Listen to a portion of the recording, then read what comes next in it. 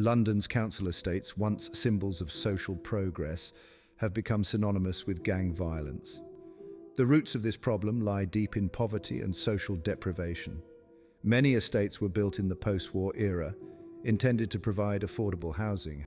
However, they often became neglected and overcrowded. Lack of opportunity, unemployment, and social isolation created a breeding ground for crime. Young people, feeling trapped and hopeless, turned to gangs for a sense of belonging, identity, and protection. These gangs offered a way to escape the cycle of poverty, even if it meant resorting to illegal activities. The allure of quick money, power, and respect proved irresistible to many. The social fabric of these communities frayed, trust in authority eroded, replaced by a code of silence. Fear became a way of life. The police were often seen as outsiders, unable to comprehend the complexities of life on the estates. This disconnect further alienated residents and fostered a climate of lawlessness. The cycle of poverty and crime became deeply entrenched, passed down through generations like a toxic inheritance. Across London, certain council estates gained notoriety for their levels of gang activity and violence. Places like the Broadwater Farm Estate in Tottenham, the Marquis Estate in Islington, the Stonebridge Estate in Harlesden, and the Mozart Estate in Westminster became synonymous with crime. These estates were often controlled by specific gangs, their territories fiercely defended. Turf wars, drug dealing, and violent crimes were commonplace. Residents lived in fear, trapped in a cycle of violence and despair. The crimes committed on these estates ranged from petty theft and vandalism to serious assaults, shootings, and even murders. The Broadwater Farm Estate in Tottenham, North London, has a turbulent history marked by gang violence and social unrest. Built in the late 1960s, the estate was intended to provide modern housing for working-class families, but quickly became notorious for its high crime rates, poor living conditions, and lack of investment. Throughout the 1980s and 1990s, Broadwater Farm became a hotspot for gang-related violence, exacerbated by poverty, unemployment, and social isolation. The maze-like design of the estate, with its enclosed walkways and lack of visibility, made it difficult to police and allowed gang activity to flourish. Tensions between the community and law enforcement escalated, culminating in the infamous 1985 Broadwater Farm riots, sparked by the death of a local woman during a police raid. In the following decades, the estate continued to struggle with gang violence, with rival groups vying for control of the area and its associated drug trade. The estate became synonymous with violent crime, including stabbings and shootings, which further entrenched its reputation as one of London's most dangerous areas. Efforts have been made in recent years to regenerate Broadwater Farm and address the underlying social issues. However, the legacy of gang violence remains a significant challenge for the community. The Marquis Estate, located in Islington, North London, has long been associated with violent crime and social unrest. Built in the 1970s as a large housing estate intended to provide modern homes for working-class families, it soon became notorious for high levels of crime, poverty, and gang activity. The design of the Marquis Estate, with its maze-like layout of walkways and lack of open communal spaces, contributed to a sense of isolation and neglect. These conditions created an environment where crime could thrive, with residents often feeling unsafe and cut off from the surrounding community. The estate became a hotspot for various forms of violent crime, including gang-related violence, drug trafficking, and assaults. The high levels of deprivation and unemployment on the estate contributed to a rise in antisocial behavior, with many young people drawn into criminal activities as a way of asserting control and gaining status within the local community. Throughout the 1980s and 1990s, the Marquis Estate was plagued by gang violence as rival groups fought for control over territory and drug markets. The estate became infamous for brutal street battles, stabbings, and shootings, with gang members frequently targeting each other in a cycle of retaliation and revenge. This led to a pervasive atmosphere of fear among residents, many of whom felt trapped in their own homes. Over the years, the estate has witnessed numerous violent incidents, some of which garnered significant media attention. These included high-profile murders and attacks that highlighted the severe social issues facing the community.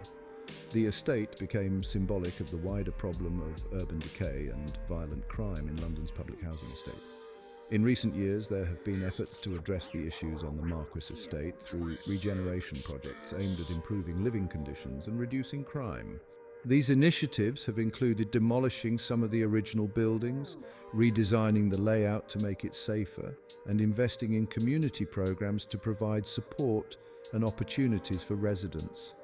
While these efforts have led to some improvements, the Marquis estate remains a reminder of the challenges faced by many urban areas in London, where poverty, social exclusion and crime intersect, creating environments where violence can flourish. The Stonebridge estate in northwest London has a long history of crime and violence, particularly throughout the 1980s and 1990s. Originally built in the 1960s as part of a large public housing project in the borough of Brent, the estate quickly became known for its high levels of poverty, unemployment, and social deprivation.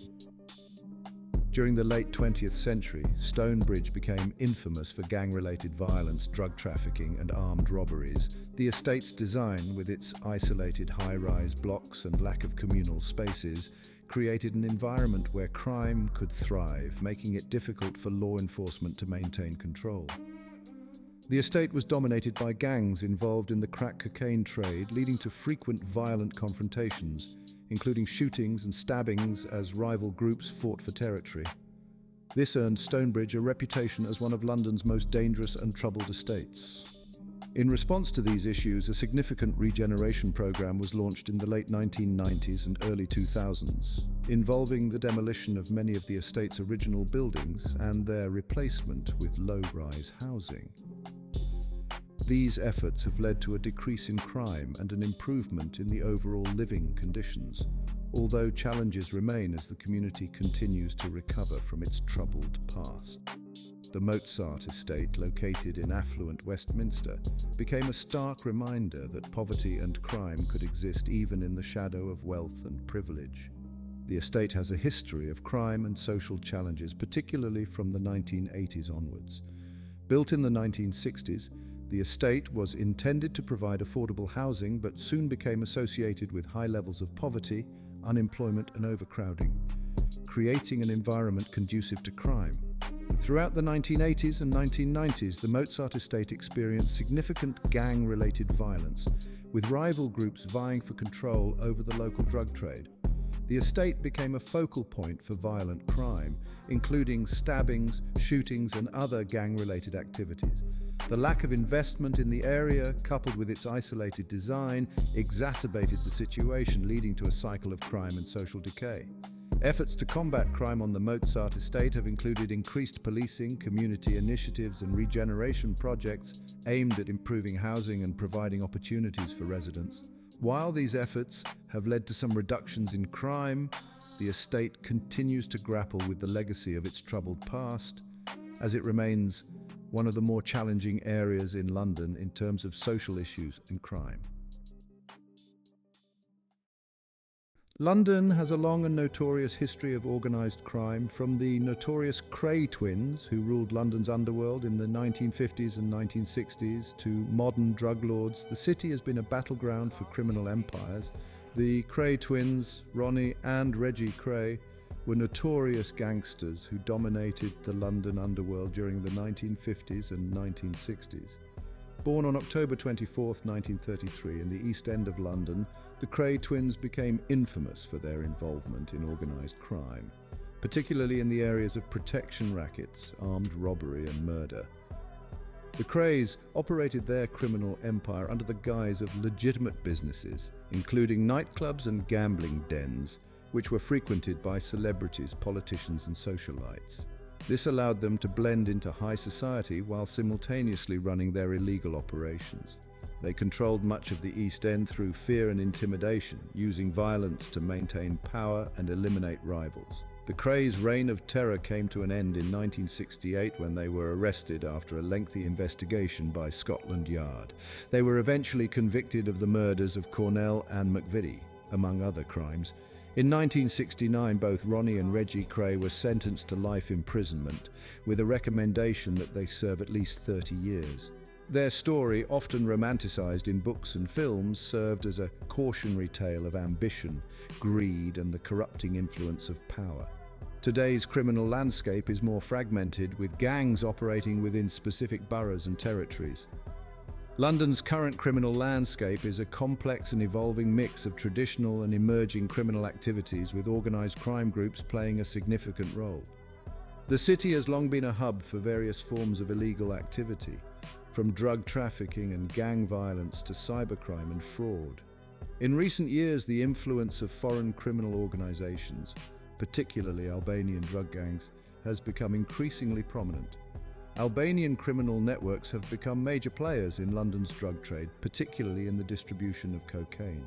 These gangs are known for their highly organised and efficient operations, often controlling significant portions of the supply chain, from source countries in South America to the streets of London. They have gained a reputation for their ruthlessness, using violence and intimidation to maintain control over their territory and eliminate rivals. The rise of Albanian gangs in London's criminal landscape can be attributed to their strong connections with international drug cartels, their ability to exploit existing networks, and their strategic use of violence. They have effectively taken over many of the drug markets in the city, pushing out traditional British gangs and other criminal organisations. Their dominance in the cocaine trade has also led to increased violence as they defend their operations from competitors and internal threats. London's criminal landscape has also seen a rise in cybercrime and fraud, with organised groups increasingly turning to online activities to generate revenue. This includes everything from large-scale financial scams and identity theft to more sophisticated operations involving hacking and ransomware attacks. The city's status as a global financial centre makes it a prime target for cyber criminals who exploit vulnerabilities in systems and prey on unsuspecting individuals and businesses. Drug trafficking remains a lucrative business, fueling much of the violence. The rise of county lines drug dealing, where gangs exploit vulnerable children to transport drugs from urban to rural areas, has added a new dimension to the problem. London's crime rates, particularly for violent crimes, have historically been higher than in other parts of the UK. Factors like poverty, social deprivation, and gang activity contribute to this disparity. However, it's important to note that London is a diverse and complex city, and crime rates vary significantly between boroughs. Affluent areas like Kensington and Chelsea tend to have much lower crime rates than deprived areas like Hackney and Tower Hamlets. Comparing London's crime rates to other major cities around the world provides further context. While London's murder rate, for example, is lower than that of cities like New York or Los Angeles, it is higher than that of cities like Tokyo or Berlin. It's crucial to consider the unique socio-economic and cultural factors at play in each city when making comparisons. Postcode wars, a term used to describe gang conflicts fought over territory, have become a worrying trend in London. Postcode wars in London refer to the violent territorial disputes between gangs that are often defined by the postal codes of their respective neighbourhoods. These conflicts, primarily driven by young people, revolve around issues of respect, revenge, and control over local areas, with tensions frequently escalating into serious violence, including stabbings, shootings, and assaults. The origins of postcode wars can be traced back to the late 1990s and early 2000s, as gangs began identifying themselves by the postal codes of their neighbourhoods. This territoriality fostered intense rivalries between different areas, leading to a cycle of retaliation and gang violence. The conflicts are often fueled by social media, where taunts and threats are exchanged, further escalating tensions. Particularly in areas like Brixton and Stockwell, Lambeth has a long history of gang violence. The borough has seen significant issues with postcode wars, with gangs often clashing over territory and drug markets.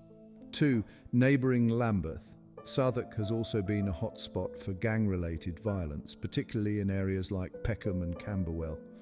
The rivalry between gangs in these areas has led to numerous violent incidents. 3. Hackney in East London has been another focal point for postcode wars. The borough has experienced gang conflicts for years, with areas like Clapton and Homerton being particularly affected. 4. Newham, also in East London, has seen a rise in gang-related violence, particularly in areas like Canning Town and Stratford. The borough's postcode wars are often linked to the control of drug markets. 5. In North London, Haringey has witnessed significant gang violence, especially in Tottenham. The rivalry between gangs in this area has led to some of the most violent incidents associated with postcode wars. These boroughs have consistently been highlighted as some of the worst affected by postcode wars, contributing to London's overall issue with youth violence and gang culture. Despite efforts by law enforcement and community groups to address the problem, postcode wars remain a serious and ongoing challenge in the city. These wars are often fueled by rivalries over drug turf, perceived disrespect, or, historical grievances. The consequences can be deadly, with innocent bystanders often caught in the crossfire. The postcode war phenomenon highlights the tribal nature of these conflicts. Young people, often from similar backgrounds and facing similar challenges, turn on each other with shocking brutality. The sense of belonging and identity that gangs provide can quickly morph into a toxic us versus them mentality. Breaking this cycle of violence requires addressing the underlying social and economic conditions that fuel it. The Metropolitan Police face a daunting task in maintaining order on London's streets. Policing crime in London has always been a complex and challenging task given the city's size, diversity, and the range of criminal activities that take place within it. The Metropolitan Police Service, MPS, commonly known as the Met, is responsible for maintaining law and order in the capital. Over the years, the Met has faced various challenges, from tackling organised crime and gang violence to addressing issues related to terrorism and cybercrime. The history of policing in London is not without its controversies, particularly when it comes to corruption. In the 1960s and 1970s, the Met was plagued by high-profile corruption scandals. Officers were found to be involved in activities such as bribery, protecting criminal enterprises, and even engaging in criminal behaviour themselves. The most notorious example was an investigation into police corruption that exposed widespread malpractice within the force, particularly in the Flying Squad, a specialist unit dealing with armed robbery. Another significant scandal occurred in the late 1990s, known as the Witch, followed the racially motivated murder of Stephen Lawrence and the subsequent police investigation. The inquiry found that the Met was institutionally racist, highlighting how deep-seated issues within the police force could lead to failures in addressing crime and justice. While steps have been taken to address corruption, such as the introduction of the Independent Police Complaints Commission, IPCC, and internal reforms, incidents of corruption and misconduct still occasionally emerge, undermining public trust in the police. Today, the Met faces a new set of challenges in tackling crime in London. The rise in violent crime, particularly knife and gun-related incidents, poses a significant challenge. Policing these crimes requires not only reactive measures but also preventative strategies, such as community engagement and early intervention programs. Gang-related violence continues to be a major issue, particularly in certain boroughs where territorial disputes and drug trafficking are prevalent. Tackling gangs requires coordinated efforts across various police units, as well as collaboration with community organisations. Building and maintaining trust between the police and London's diverse communities is an ongoing challenge. Incidents of police misconduct, allegations of racial profiling, and the use of stop-and-search tactics have led to tensions between the Met and certain communities. The force continues to work on improving transparency, accountability, and community relations to build better cooperation in tackling crime. Like many police forces, the Met has faced budget cuts and resource constraints, making it difficult to manage the increasing demands placed on them. This includes challenges in recruiting and retaining officers, as well as ensuring that the force has the necessary tools and training to deal with modern crime.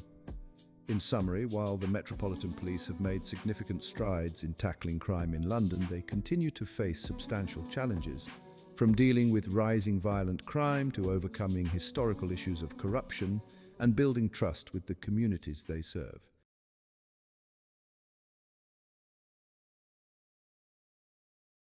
With gentrification sweeping through many parts of London, the landscape is rapidly changing. Gentrification in London refers to the process by which traditionally working-class or lower-income neighbourhoods are transformed by an influx of more affluent residents, leading to rising property values, changes in the local economy, and shifts in the cultural landscape. Areas like Brixton, Hackney, and Shoreditch have undergone significant gentrification over the past few decades. With new developments, trendy shops and upscale housing replacing older, often neglected properties, proponents of gentrification argue that it can bring much-needed investment, reduce crime and improve local services and infrastructure. In some cases, the increased economic activity and better policing associated with gentrification have led to reductions in crime as wealthier residents demand safer environments. However, the impact of gentrification on gang culture and crime is complex. While gentrification can displace criminal activity by changing the demographic and economic landscape, it does not necessarily address the root causes of gang culture, such as poverty, social exclusion, and lack of opportunity. In some instances, gentrification can push gangs to other areas rather than eliminate the problem altogether. Moreover, the displacement of long-term residents can lead to social tensions and a sense of alienation, which may exacerbate underlying issues related to crime. Ultimately, while gentrification may contribute to a reduction in crime in specific neighborhoods, it is unlikely to curb gang culture entirely. A more comprehensive approach, including social investment, community engagement, and opportunities for young people, is essential to address the deeper issues that drive gang activity and crime in London. The hope is that economic growth can bring stability, but it also risks displacing vulnerable communities. Please like, comment, and subscribe. Thanks for watching.